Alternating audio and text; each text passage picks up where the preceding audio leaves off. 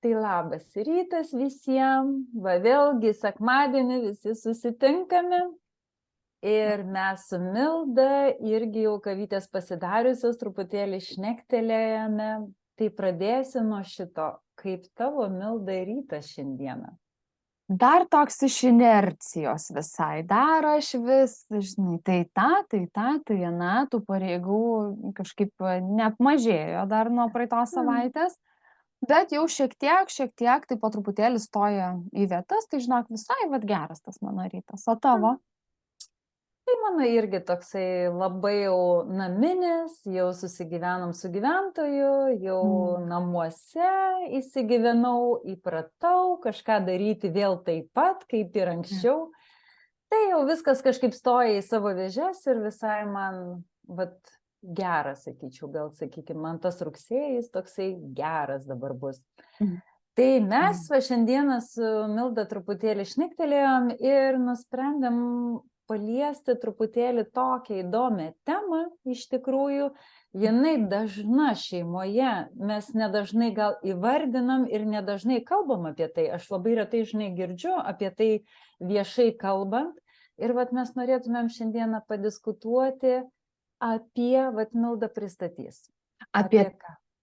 Šiaip, žinai, taip subtilę užuominą ir tą toną tokį užduodant apie trečią žmogų santykiuose. Ir tas trečias, tai nebūtinai, kaip moteris dabar greičiausiai pagalvojo, nebūtinai ta trečia tokia, kur jau ten, žinai, fėja mūza įsiterpia jau ten, ne?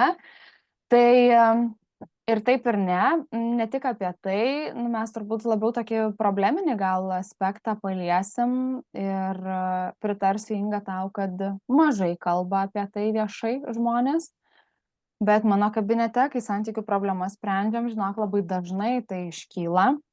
Tik tai yra tam tikros gal visuomenės tokios reakcijos, nepalaikymo, kaip tu gali dabar čia apie tai, žinai, kalbėti ir prasideda ypatingai iš moterų pusės tas toksai smerkimas, vertinimas tam tikras, kaip tu gali skųstis, pavyzdžiui, ten savo uošviais, kokie, žinai, tu čia nepagarbą rodai, kažko reikalauji, tu kažko nesupranti, ten nusileisk ir panašiai. Tai vedu link to, kad tas trečias asmuo santykiuose, kuris juos kartais labai labai stipriai pagadina arba iš viso žmonės net ir išskiria, tiksliau žmonės išsiskiria per tai. Tai nebūtinai yra meilužis ar meilužė, ką pirmiausia pagalvoja visada, ne, kada apie tai kalbam. Ne, tai gali būti ir kitas šeimos narys.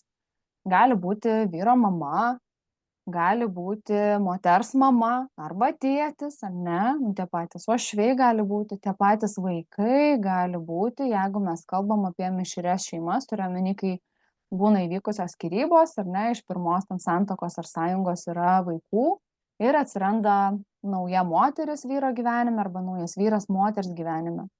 Ir iš tikrųjų būna tikrai tokių aštrių, sudėtingų situacijų, kuriuose reikia atrasti kažkaip savo vietą ir ką daryti, ir kaip reaguoti, ar ne, nes tikrai daug visokių atsiranda įtampų, atsiranda daug konfliktų, kodėl, pavyzdžiui, iš moters pusės kalbant, ar ne, kodėl, pavyzdžiui, vyras kiekvieną savaitgalį ten važiuoja dabar pas savo mamą padėti, arba jinai tik tai paskambina, jisai viską meta po darbo, nors žadėjo su manim pabūti, varo dabar ten bėga, reikia, žinai, žolę nupjauti, ten kažką tai palaistyti, padėti persodinti, paremontuoti ar dar kažką padaryti. Ir moteris skundėsi, kad sako, blemba, kiekvieną kartą tik tai pabandau papriekaištauti kažkiek arba pasakyti, kad, gal ne visai čia yra okei, kiekvieną dieną ten kelti telefono ragelį ar bėgti, lėkti. Tai vietoj to įsigilinimo į problemą, sako, dar gaunu tokių, kaip tu čia dristi, tai čia ten mano tėvai, ne, ir panašiai. Tai apie ką eina kalba, apie tą didžiulį pozicijų susimaišymą, žinai. Taip, žinai, labai toksai įdomus aspektas iš tikrųjų. Aš atsimenu, pirmoji santuokoje, kai buvau, mano vyras turėjo močiutę, kuri ateidavo neprašydama, šiaip netyčia užeidama, žinok, ir aš taip drebėdavau, jinai lįsdavo į mano spintą tikrinti, ar aš tvarkingai sulankstau rūbelius. Tai supranti, aš net nežinau, bet vyras, ta prasme, toleruodavo, tai būdavo įprasta, nes jisai augo pas ją. Tai sakyk, o kaip tada reikia, nu, vat, bendrauti, žinai, nu, kaip neįskaudinto vyro, kaip išlaikyti santyki, nu, čia labai toksai sunkus Taip.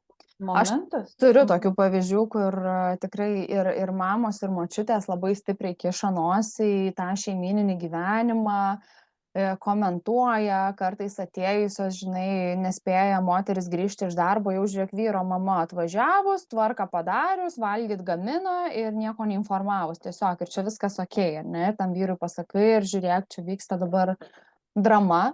Tai blogiausia strategija, kokią matau, kurios vat visos mano tos pavyzdžių, ne, šitų dalyvės taikė, tai yra tylėjo, nesakė nieko, stebėjo ir laukė, kuo čia baigsis.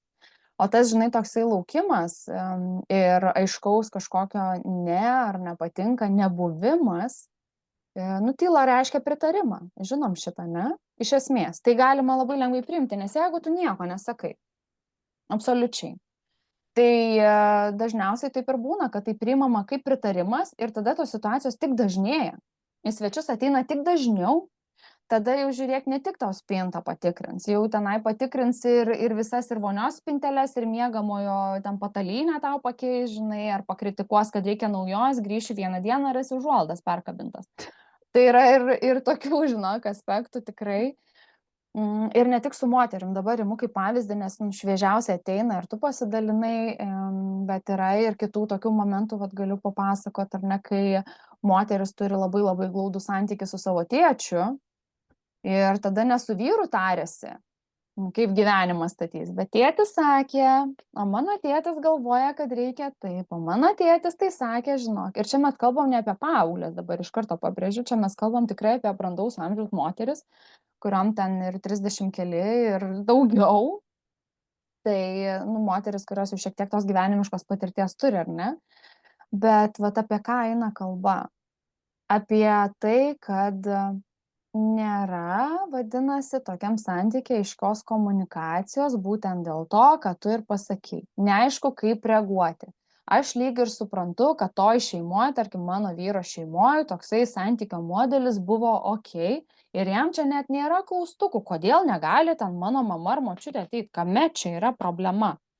Ar ne? Bet mes susitinkam du suaugę žmonės, taip turėtų būti. Idealiu atveju, ne? Kiekvienas atsinešam į savo šeimos tam tikrus dalykus. Bet aš ką sakau, verta būtų atsinešti į savo kuriamą šeimą geriausius dalykus, pačius geriausius, pačius veiksmingiausius ir kalbėtis su savo antra puse, su savo partneriu, o kaip mes savo gyvenimą kursim, kokiom taisyklėm mes vadovausimės, kokius sprendimus mes priimsime ir kaip visą tai atrodys, kaip tai įgyvendinsim. Mes kartu.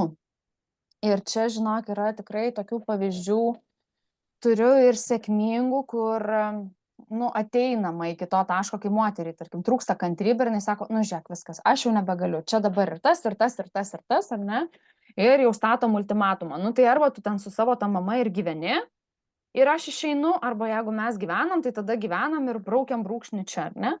Tai tas neiškalbėjimas laiku ir vietoj priveda prie tokių drastiškų sprendimų, kur mes norim arba taip, arba skiriamės, arba kažką tai darom, bet, eik ir pasakyk, ar ne? Tai deleguojam atsakomybę, vyrui išspręsti šitą problemą.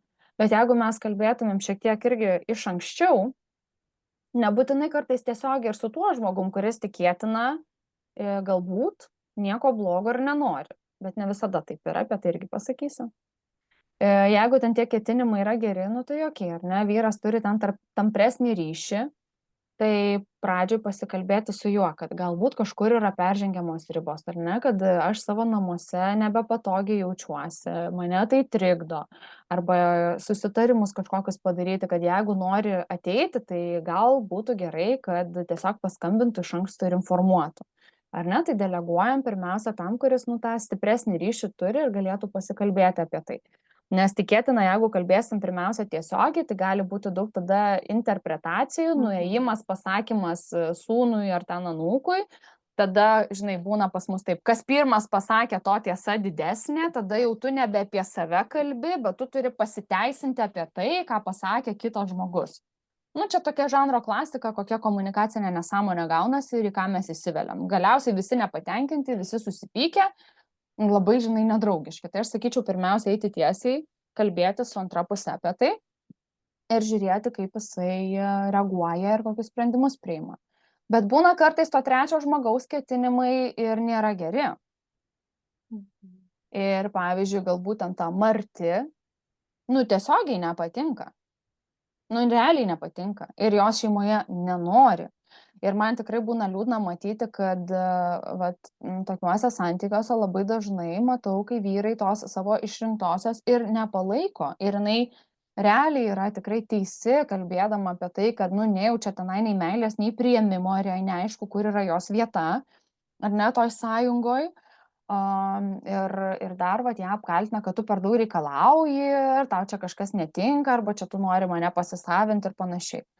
Bet mes kalbėkime apie tai, kad, nu, tas suaugęs partneris antra pusė, nu, nėra dar pats suaugusio pozicijai. Santykiai turėtų kurt, ką sakiau pradžioj, idealiu atveju, ne? Du suaugę žmonės. Bet jeigu tas vyras yra vyras savo mamai, ar ne, ir jai ten asistuoja ir visas pareigas tenai vykdo, ir jisai užėmęs yra tą poziciją, o ta mama ar ten močiutė yra jau jo žmona, ir jie ten ūkį ir bites, žinai, veda. Tai faktas, kad šita moteris toj šeimos sistemoje ir neturi savo vietos, nes jai neaišku, jinai ateina ir jinai nesupranta. Jinai gali čia spręsti, negali spręsti, jinai gali čia tose namuose tvarkyti, žiūrėk, pritarimo negauna, nebegali, bet namai tai kaip ir bendri. Ir va tas susimaišymas toksai, nu, tikrai tokia paskui frustracija kelia. Bet apie tai reikia kalbėtis ir aiškintis, ir šitoj vietoj dažniausiai būna, o tai jeigu nieks nevyksta ir tas vyras nieko nedaro ir niekas nesikeičia, tai klausimas tada yra jau kitas, o dėl ko jūs renkatės būti tokioje situacijoje, nes čia yra rizika pradėti konkursą, kuri ta moteris geresnė. Jeigu mama ten gerai, žinai, viską daro ir vyras labai stoja mūrų už ją, tai žiūrėk, moteris bando padaryti dar geriau ir būti ir gražesnė, ir geresnius kotletus iškepti, ir geriau namus sutvarkyti, ir laukti to vyro pripažinimo. Žodžiu, konkursas, žinai, kuri čia tą pirmą vietą šalia jo užims. Tai įsivertinti reikėtų, ar tikrai to reikia. O jeigu ketinimai nėra geri, ir turiu liūdnų pavyzdžių labai, kai yra šeimos, kai kurios išsiskyrė jau, kai kurios dar ne, ir yra vat, tų antrų pusių tėvai, labai stipriai kišasi, dažniausiai būna per vaikus ir nuteikinėja vaikus, tarkim, vyro mama ar buvusio vyro mama, nuteikinėja vaikus prieš mamą, kokia ta mama bloga, žinai, kaip ten to ir to nepadaro, ir netgi iki to, kad padaro tokią įtaką, jau po to vėl, žiūrėk, prasideda teisminiai bylinėjimaisi, kad tuos vaikus paimti, kad tik tai su ta mama ten mažiau būtų, kad tie seneliai, tarkim, didesnį įtaką turėtų. Tai, nu, yra ir tokių dalykų, ir va tada susitvarkyti tikrai yra sudėtinga, nes žmonės pradeda mojuoti savo teisėmis, žinai, kas man priklauso, ką aš galiu, kur yra ten mano teisės kažkokios, bet, nu, žmogiškumą kažkur ir empatiją pameta. Tai, aišku, aš turiu labai daug ir gražių pavyzdžių, bet šiandien jau, kadangi iškeliam tą problematiką, tai turbūt dalinamės va tais tokiais prastesniais pavyzdžiais, kurie realybėj yra. Ir liūdna, kad negali moteris, nu, kaip ir, nu, gali, ar ne, bet nekalba labai apie tai, nes tada prasideda va, visokie tokie vertinimai. Tai čia tu ateini į vyro šeimą, kokią tu nepagarbą rodai, ar ne, kaip tu gali taip kalbėti, o gal čia tau vaidenasi. Aš sakau, tai palaukit, nu tai dviejų šeimų tam tikros sistemos, ar ne, susitinka, bet mes iš jų tai kuriam savo. Ir jeigu ten vienas ar kitas partneris ar moteris su savo šeima ir tėvais, ar ne, ar vyras su savo tėvais, nu tos bambagyslės nėra nutraukęs, tai su kuo mes čia tą šeimą kuriam? Tikrai su suaugusiu, laisvai apsisprendusiu ir ne, atsakingu žmogum? Nu, vargu. Tai vat per tai ta hierarchija tokia, jinai labai stipriai išsikraipo ir po to turi liūdnas pasekmes.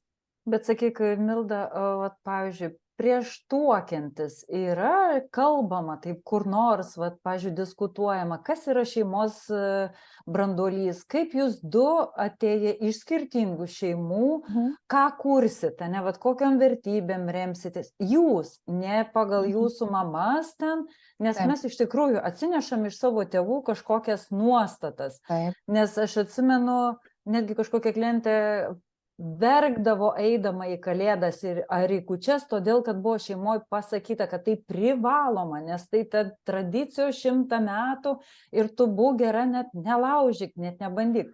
Ir aš galvoju, tai kaip paruošti tą žmogų, nes tas vyras irgi, žinai, pasimetęs, irgi nesupranta. Jam tai natūralu, kaip tu sakai. 100 metų tai buvo, atėjo dabar žmona, sako, žinai, aš blogai jaučiuosi. Nu, labai sudėtingai, tai, žinai, ir išspręs. Taip, tai, žinai, atsakant į klausimą, tai pirmas dalykas toksai, tas toksai aš blogai jaučiuosi ir viskas turi būti pagal mane, nu tai čia irgi ne variantas, supraskim, kad mes tada dėl galios ten kovojam, ne, vėlgi tam tikrų įrodymų ir kelintų čia numerių aš to vyro prioritetų sąraše esu. Čia kalbėkime apie tai, nu, ką mes kartu kuriam ir apie gebėjimą irgi tam tikrus dalykus priimti, nes, vat, ką tu sakai, mes atsinešę tam tikrus dalykus iš savo šeimų, ar ne? Ir mes atsinešę esam be galo daug gerų dalykų irgi. Ne tik tai tų, kurie mus riboja, bet tam tikrus įsitikinimus, tam tikras vertybės, kurios mums ir tarnauja, ir požiūris į šeimą, ne, ir požiūris į vaikų auklėjimą, tai yra tam tikrų momentų, kurios gal dėl sunkių patirčių mes norim taisyti, bet yra tam tikrų dalykų, kur galbūt savo šeimoje turėjom nuostabų pavyzdį ir mes norim jį toliau tęsti ir palaikyti ir tą šeimą suburti ir tą giminę suburti. Tai čia tas atsižvelgimas, jisai turi būti iš abiejų pusių.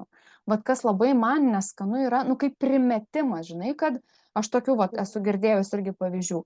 Visos šventės bus taip, kaip mes su šeima šventėm, tavo šeima kaip ten švenčia, mums neįdomu, nes mūsų šeima vat yra vat kažkokia didesnė, geresnė, vėl varžybos. Tai čia turi būti abipusis supratimas, dėl ko tai šeimai taip svarbu, bet dėl ko kitai šeimai, ten kalėdos yra vat būtent taip ir tuom svarbu. Ir derinam šitos dalykus.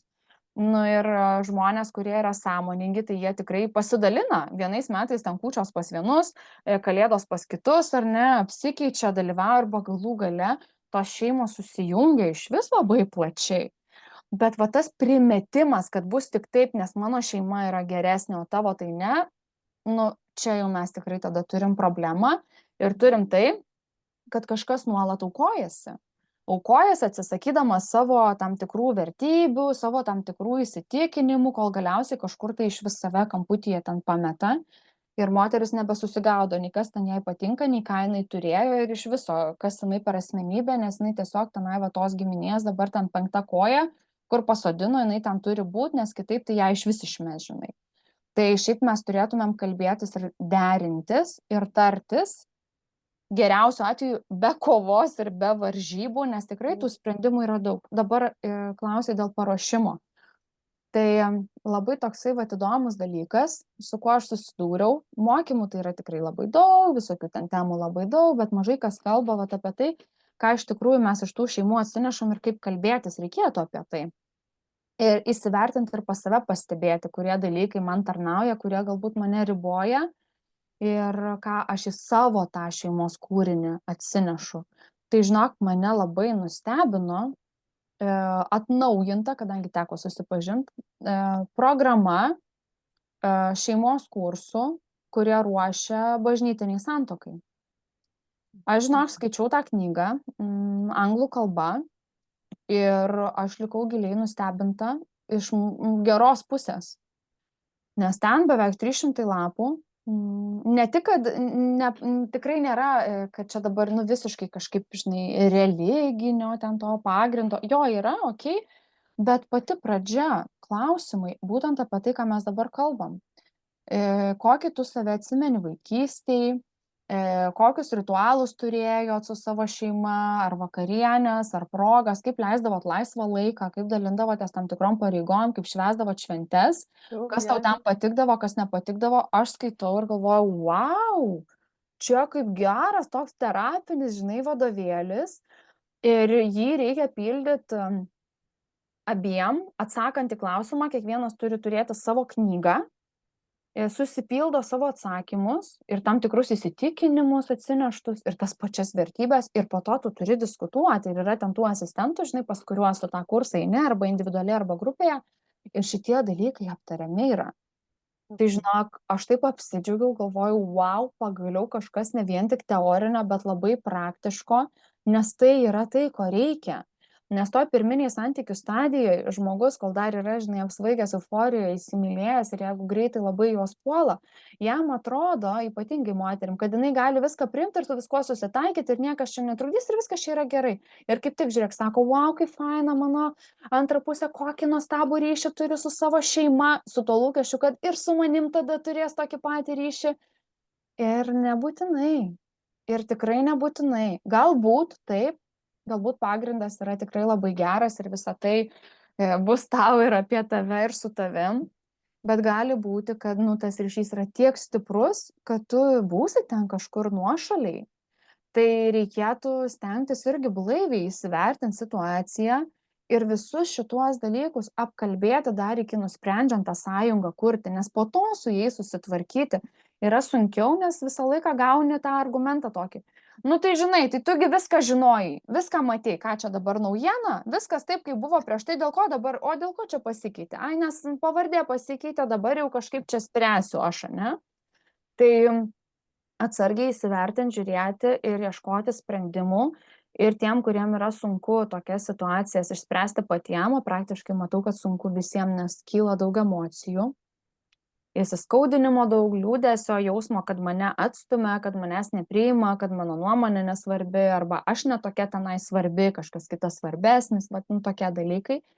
Tai aš sakyčiau kreiptis į specialistą, kuris padėtų susikalbėti ir saugiai iškalbėti. Nes dažniausiai gaunasi, aš pasakau, kaip tu nepaminėjai, aš dėl to blogai jaučiuosi. Kokį atsaką gauna? Ai, nepradėk gerai. Davai nepradėk, davai nepradedam čia tų nesąmonių. Tai tu blogai jautiesi, tai ir jauskis, pas mus čia viskas buvo gerai iki tol, kol tu čia atėjai. Atėjo, dabar nori savo tvarką padaryti, ne? Esi girdėjus tokių variantų. Tai va, aš apie tą patį. Tai čia. Ir dėl vaikų, dar nepalėtėm, paminėjom pradžiai. Galėsi čia, manau, irgi pasidalinti, tikrai turi ir patirties, ir išminties tame. Ypatingai, kai po kažkokio išsiskyrimo iš praeitų santykių, jeigu turim vaikų, įvesti naują žmogų irgi nėra labai lengva. Ir tai reikalauja labai daug išminties, labai daug pasiruošimo ir labai daug atviros komunikacijos. Nes aš matau iš moterų pusės, kas turbūt yra pagrindinės mūsų klausytojas, ar ne?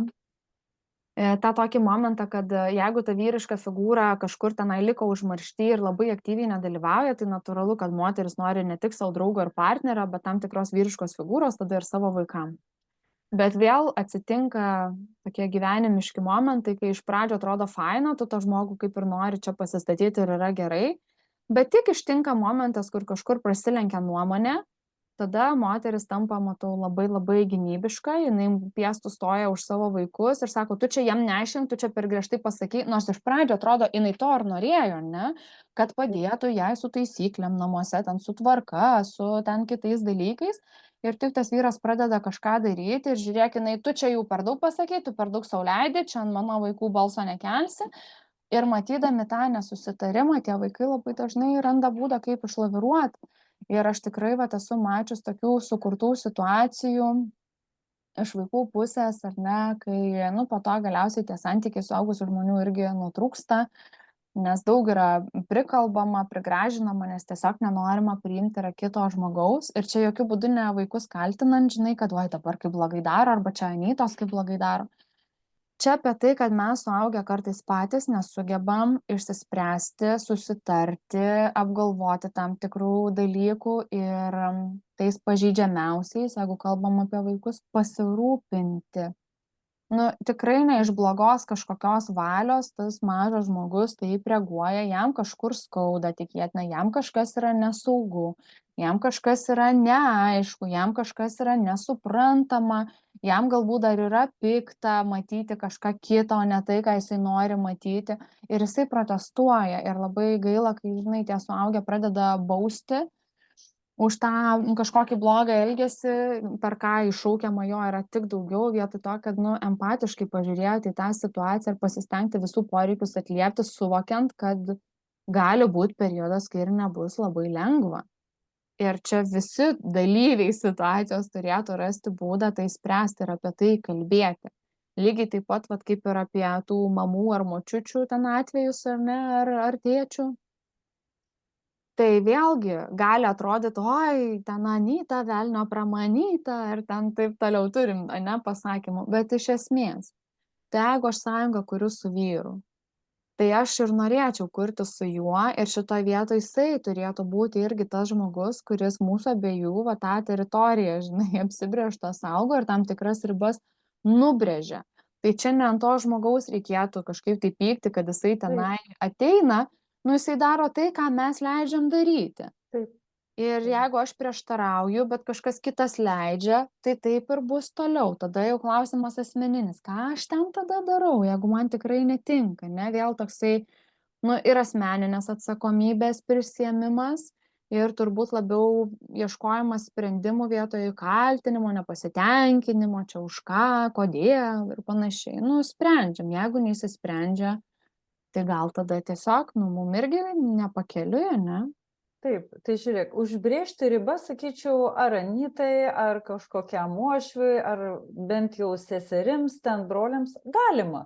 Vėlgi, ane, atsižvelgiant iki tokio lygio, kiek tau lipa į tavo gyvenimą su visais batais, kiek pradeda kontroliuoti, primetinėti savo nuomonę, nes aš galvoju labai sudėtinga, vat, jeigu tu nesi iškomunikavęs su vyru ir vyras aplamai mažai kalba, aplamai, Taip. vyrai mažai kalba, labai sunku išpešti. Taip. Nes kaip tu sakai, jie masto taip, mačiau mamą visada taip darančią, kūčias visada buvo pas ją, o ko tau blogai? Ir tada kaip ir tas ką, ko tu ten nenori eiti, kas tau dabar atsitiko? Bet supranti, vat, nu, ne visi moka tie vyrai išklausyti, ne visi jie supranta, kad tai yra kažkoks modelis primestas, ne visi supranta, kas yra mano kiemas, be mamos kiemo išėjus, nes ta bambagyslė toks įspūdis nusitęsia iki pat savo kiemo ir dar vis tebėra ir maitinam. Bet tada, Inga, yra kitas klausimas, tu labai teisingai sakai ir dažnai tikrai to ir nemoka, ir komunikuoti nemoka, ar ne, ir problemų nemato ten, kur galbūt jos kažkiek tai ir yra, ar ne, ir verta būtų atkreipti dėmesį. Tai pirmas dalykas dėl to, kad tikėtina, ir patirties nėra, gilinimėsi į tai, kad pasigilint, iš kur čia tas ir moters nepasitenkinimas ir kaip turėtų būti. Bet aš vis tiek ne apie tai, tada klausimas yra, o tai ką moteriai tada toks vyras, kuris ir negirdi, ir nesigilina, ir jam nereikia, ir jisai nori tik tai primesti savo, ar ne, ir ten kompromiso, ar kažkokio bendradarbiavimo, to komandinio tokio darbo, kad aš jaučiu, kad čia mūsų projektas, mūsų abiejų, žinai, šeima, ir mes kartu sprendžiam, taip, įtraukiam visus, davai, faina, susiburkim, pabūkim, tegu dalyvauja, ar ne, smagu. Bet iki tam tikros ribos. Tai jeigu to nėra, o moteriai tai yra svarbu ir jinai norėtų tokios šeimos, tai klausimas tada čia ar labai toksai suderinamas pasirinkimas padarytas ir ar tikrai nėra jam alternatyvų šitoj mūsų planetoj. Tai aš sakyčiau irgi kartais, jeigu neišeina priimti kažko, negali, tikrai jauti, kad negali. Tai gal tai irgi tada ir ne visai tavo, ir ne apie tave. Tai kam tada save kankinti ir tą kitą žmogų kankinti? Vienas skundžiasi, kodėl, visą laiką taip, o kitas, žinai, skundžiasi, kodėl iš manęs reikalauja. Tai gal tos kančios irgi reikėtų tada pamažinti kiekį. Taip, tai aš kad liepsiu labai. Aš turiu netgi vieną žmogų pažįstu, kuris tikrai užbrėžė grinutą žodžio ribas savo Anytai. Ir visai, žinai, kaip bebūtų, tas vyras sureagavo gal pirmą savaitę, gal antrą, po mėnesio jau jisai ir suprato, dar po 2 mėnesių, kaip ir naujas taisyklės pamilo, nes matai, turbūt tas pokytis įvyksta ir vyruje, ne, čia buvo mama, kažkas paėmė tą mamą, pastumė ir jam, labai nesaugu paliko, bet, matai, laikas savo daro, jisai priprato, suvokė. Ir dabar viskas puikiausiai. Viskas puikiausiai. Vat reikėjo vis tiek kažkam priimti sprendimą. Taip, tai pirmiausia, vat, apibendrinant, ar ne, pirmiausia, tai reikia kalbėtis apie tai ir netylėti, nelaikyti, nestebėti, lauksiu, kol čia kažkas bus, iškomunikuoti, nes kuo ilgiau moteris tyli, aš matau, kad jos paskui realiai susirga nuo savo to tylėjimo ar neiškalbėjimo, nu jis vis tiek reiškiasi kažkaip kitokią formą. Tai kalbėtis ir ieškoti sprendimų ir prisimti atsakomybę už tą sprendimą. Tai yra bandyti susitarti.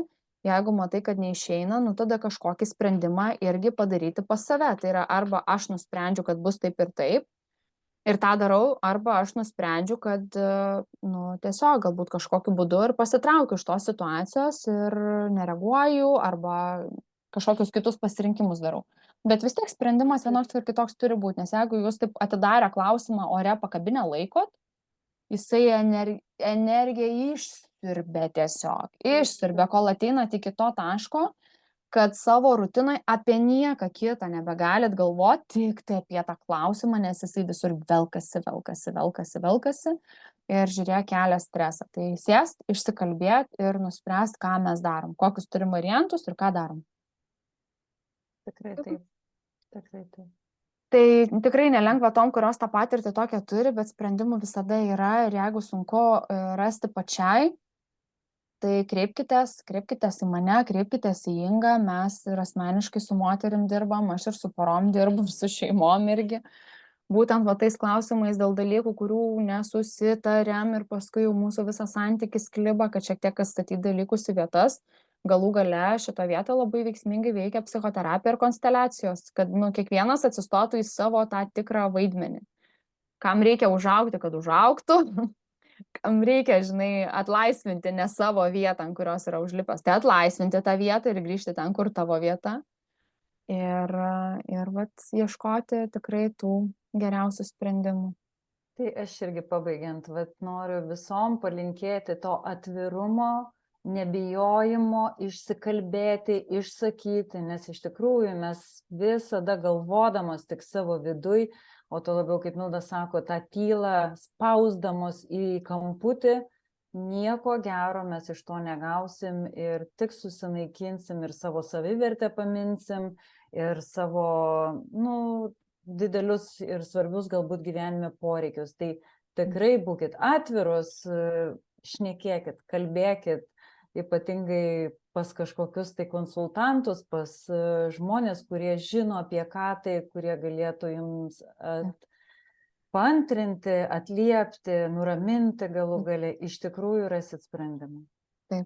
Tai va, skanaus jums ryto su tokia paaštrinta šiek tiek tema, bet jinai labai labai aktuali ir nėra apie ją daug kalbama, tai tikimės, kad tam tikrų suvokimų ir sprendimų tikrai pasiimsit savo. Kaip visada skatinam mum rašyti, bendrauti, klausti, komentuoti ir iki pasimatymo kitą sekmadienį. Iki kitą sekmadienio.